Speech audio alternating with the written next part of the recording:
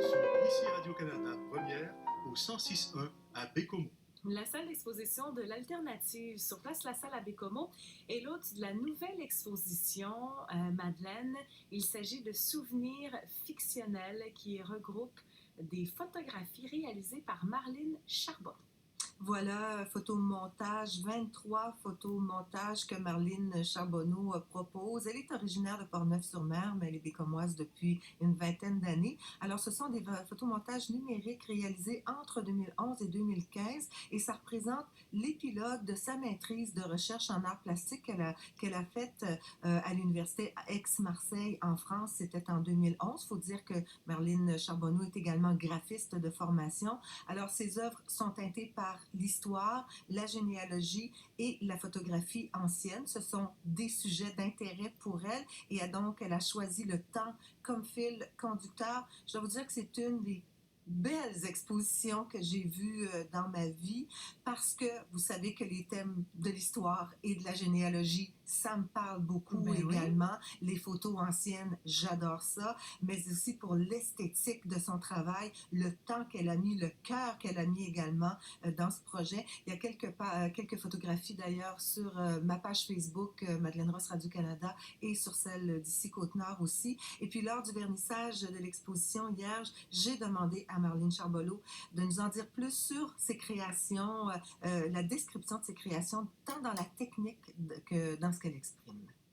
J'ai tenté, à la lumière de ce que j'ai appris et de ce que j'ai vu dans mon travail, de développer sur l'archive photographique réactivée. C'est-à-dire que j'utilise des photos anciennes, que je numérise et que je replace dans un nouveau contexte avec des éléments de mon vocabulaire plastique que j'utilise toujours depuis depuis le début de ma pratique, c'est-à-dire des arbres, des fenêtres et des portes, qui pour moi sont des éléments qui me parlent du temps qui passe.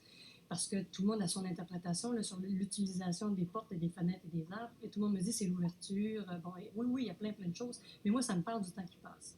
Alors j'ai intégré dans toutes ces photos, faites à l'ordinateur, en Photoshop, des photos anciennes, des histoires anciennes, des souvenirs d'autres personnes. C'est pas mes photos, c'est les photos de mon arrière-grand-père ou de mon grand-père. C'est vraiment des photos anciennes, mais j'ai intégré mon vocabulaire plastique à l'intérieur de ça pour réarchiver l'archive, pour réactiver l'archive, c'est ce que je dis toujours, et pour donner une nouvelle vie, insuffler une nouvelle vie pour parler du temps qui passe. J'avais fait quelques œuvres durant la maîtrise, c'est-à-dire, j'ai commencé avec celle-là. Décrivez-la. Oui, en fait, c'est un arbre, un platane en particulier. J'aime beaucoup les arbres. C'est un arbre avec des fenêtres, et dans les fenêtres, il y a des photos anciennes qui sont cachées, fondues avec d'autres, qui ont l'air d'écrire une histoire ou une ambiance, quelque chose qui se serait passé. Pour moi, là, c'est mon interprétation que je vous donne. Alors, il y a des choses de cachées. C'est pourquoi il y a du treillis par-dessus quelques images, ou charabia, comme on dit. Ensuite, c'est ça. Alors, ce tableau a été le point de départ pour tous les autres. Là, j'ai pensé que c'était une façon d'utiliser cette archive photographique qui m'intéresse depuis toujours. Là. Les vieilles photos chez nous, moi, je les avais dans les mains et je jouais avec quand j'étais petite. J'ai trouvé avec ça la façon de les utiliser. C'est le point de départ de mon travail. Et il y a des photos d'archives que, comme graphiste, il y a toutes sortes d'outils qui permettent de corriger les défauts aujourd'hui, mais vous n'avez pas voulu toucher. Celles qui sont altérées sont demeurées altérées. Du temps, je peux pas, en parlant du temps, enlever l'altération que le temps a fait. Au contraire, là, ce qui m'anime présentement, c'est ces derniers temps. Là, j'en fais moins de ça. Là. Ça fait peut-être 6 mois là, que je n'ai pas touché, mais je me dirige vers d'autres choses, là, vers les toiles d'araignée et la poussière. Là. On parle du temps encore. Mais alors, les vitres là, qui sont sales, j'avais tellement peur que quelqu'un veuille les nettoyer. Je parle du temps. Je ne peux pas enlever les craques dans les photos. Je ne peux pas enlever la poussière qu'il y a dans les vitres. Je ne peux pas enlever les toiles d'araignée. Il y a des toiles d'araignée derrière le cadre là. Ils doivent rester là. C'est clair, c'est mon sujet. Alors non, malgré Photoshop, malgré que tout est possible en Photoshop, au contraire, j'aurais simulé je l'ai peut-être déjà fait d'ailleurs là-dedans, simuler justement des altérations que j'aurais faites en Photoshop qui n'étaient pas nécessairement là pour donner l'idée de vieilles photos.